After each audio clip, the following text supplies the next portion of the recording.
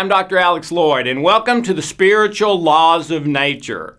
Let me share with you something that happened to me this last week. It's pretty normal for me. I mess up more than anybody I've ever known.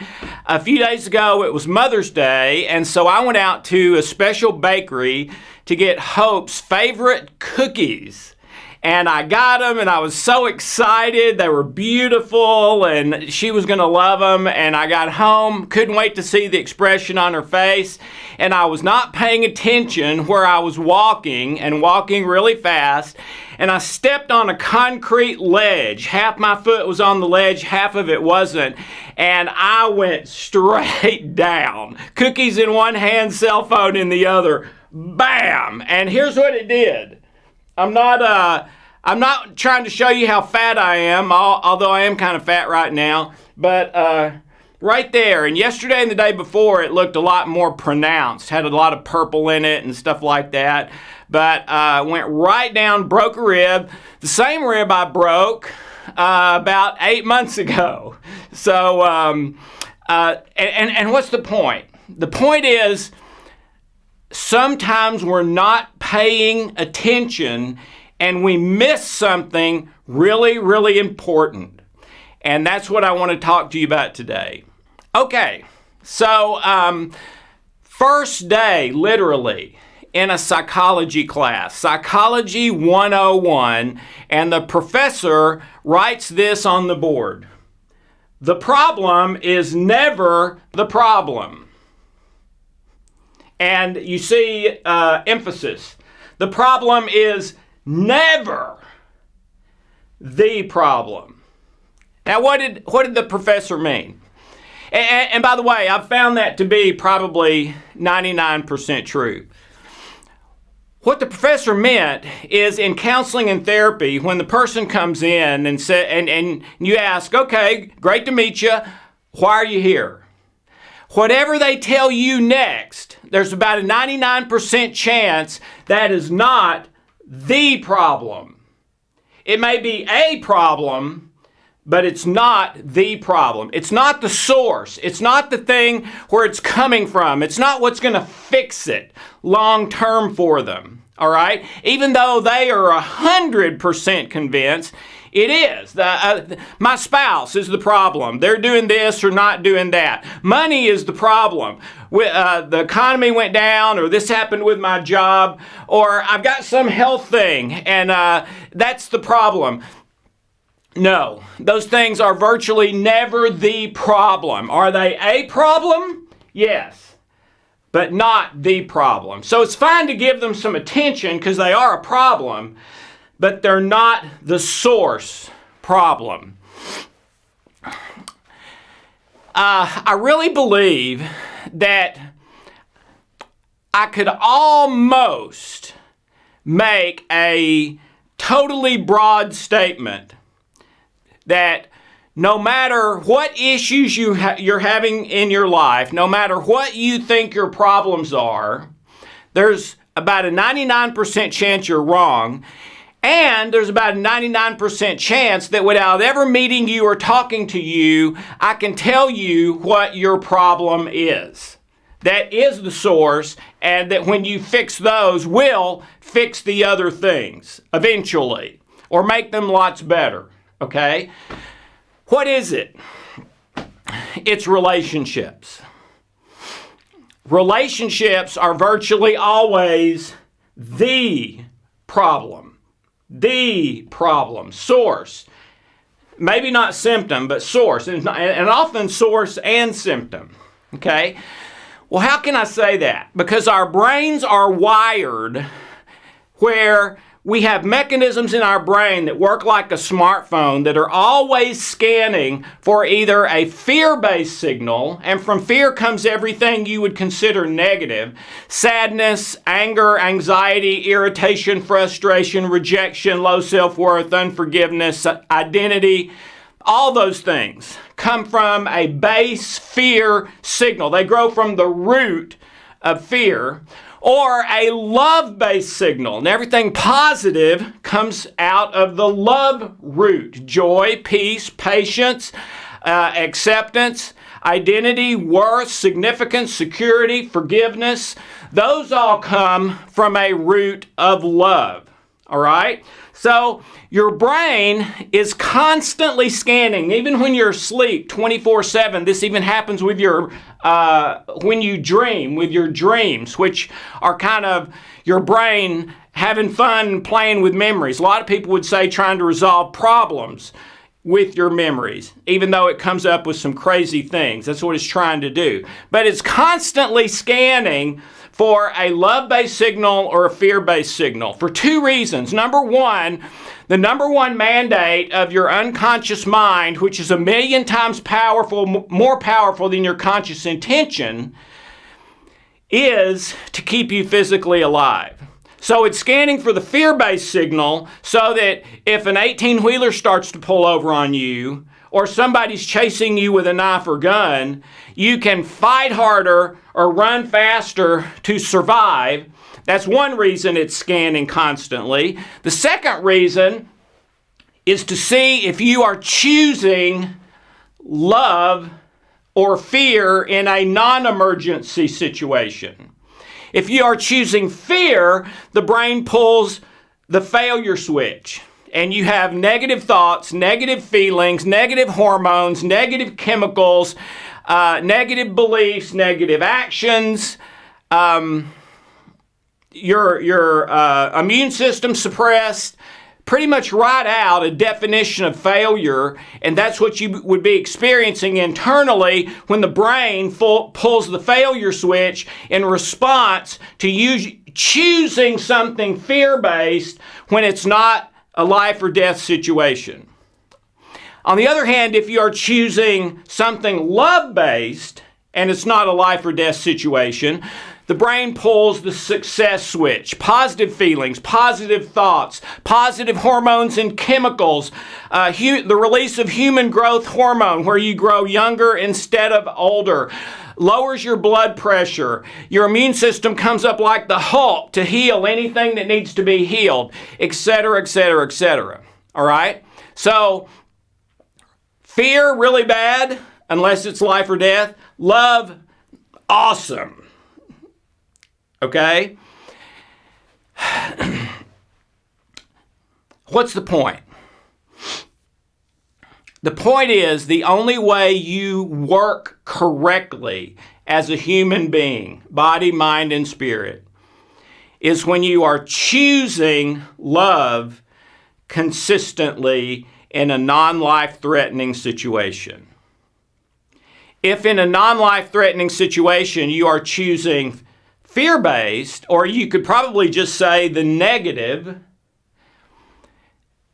then you are in the process of malfunctioning, and it's going to get worse and worse and worse as one problem leads to two, two lead to four lead to six, mentally, physically, in your relationships, in your work, everything.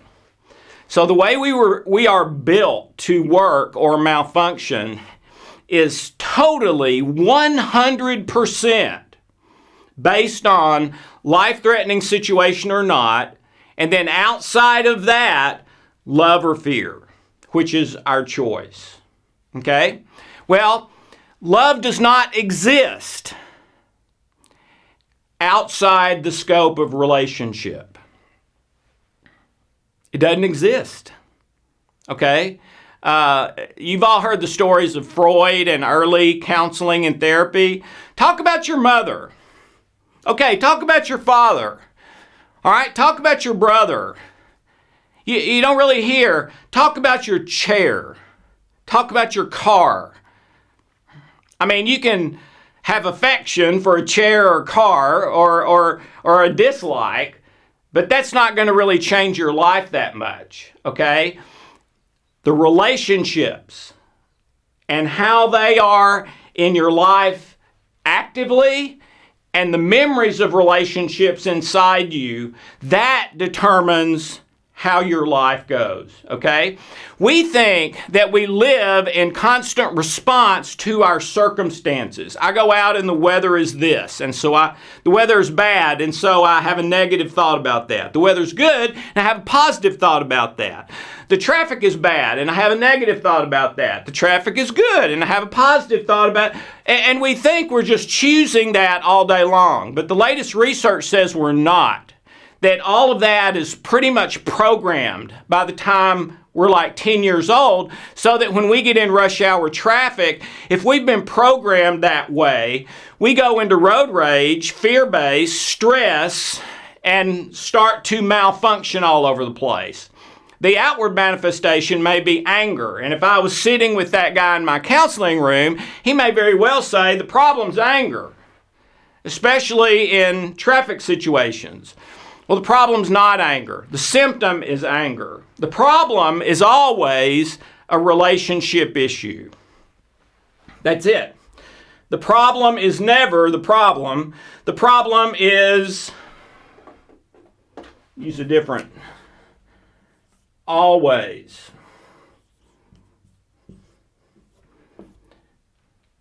a relationship.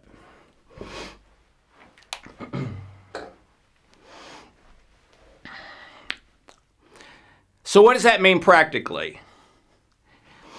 It means that if your life is not going 100% or even 99% the way you want it to, it is almost certain you have a relationship issue somewhere, either actively or in your memory banks, that is pulling the fire alarm in your brain when there's no life or death situation and causing you to malfunction. And it's not about the traffic, and it's not about the weather, and it's not about the guy at work. It's not even about the health thing. Now, it may very well have caused the health thing, but the real issue is the relationship. Okay? So what I would recommend this week is for you to get out a little tablet and a pen or pencil, or do it electronically. I do it on my iPad these days. And put others, self, and God. 3 separate lists. And then just start writing down, okay, any issues, any negatives I have when I remember relationships with others, and I mean all of them your whole life. Any negatives I feel when I think about God or relationship with God or not relationship with God, and then self. All right? Take your time, relax, close your eyes, say a little prayer, request of your heart. I'd like to find and heal all of my relationship issues now. And then just relax and wait for one to float up. Others, self, God. And go until you feel like you've kind of gotten them all. All right? I've written down 42. I can't think of any other negative relationship thing with another person. All right, great. Then you're ready to start working on it, okay? Another way you can do it is you can say, okay, every time I get in traffic on the way home, I become angry, okay?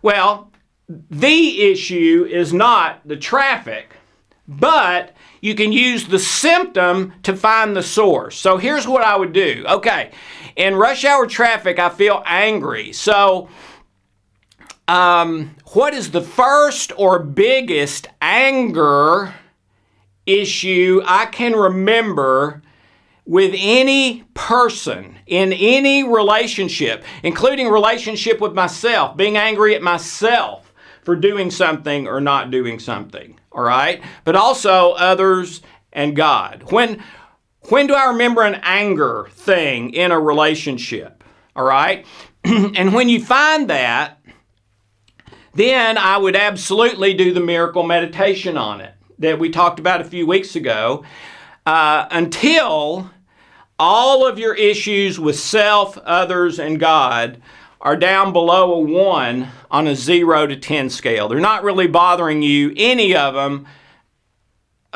when you think about it. All right? I would also, when you're doing this, pray that all the unconscious ones and generational ones that are in you that you don't even know you have will be healed.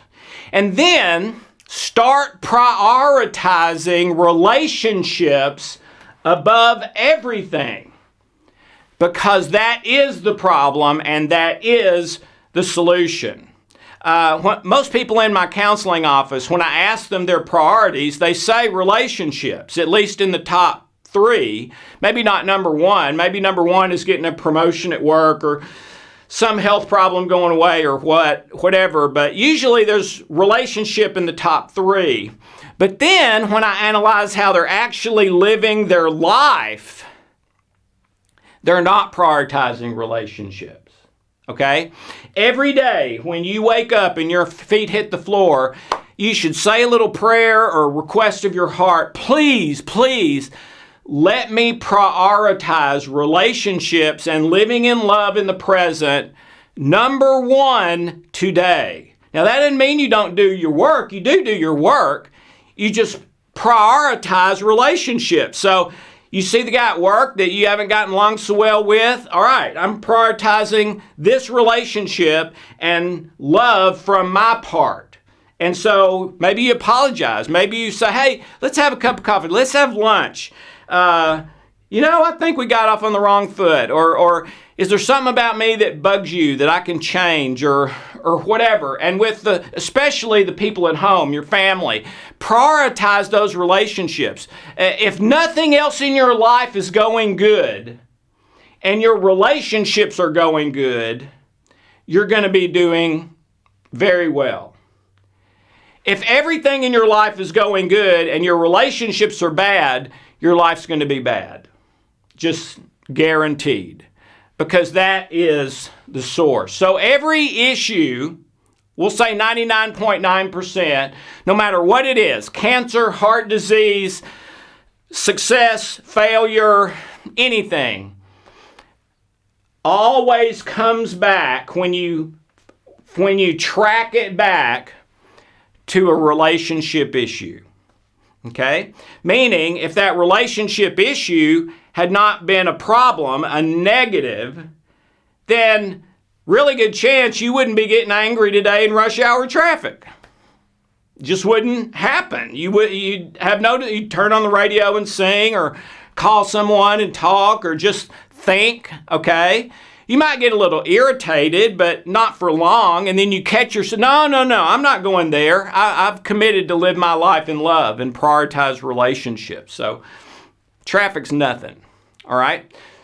So try it this week. Also, the processes that I've worked for 20 years to build, Trilogy, memory engineering, rapid eye stress release, those could be of great help here to heal those relationship issues. But I do the miracle meditation every day. And as those relationship issues heal and those 0 to 10s go down, the positive numbers are all going to go up. Okay, direct correlation. That is the source. That is the problem. So chances are, what you have been thinking are the problems in your life. Maybe they aren't, but I guarantee you the unhealed relationship issues in your memories and in your life, that's the problem. Fix those and your life will do a 180 or 160 or 150, but either way, it's really good. Thank you so much. Have a wonderful, blessed day.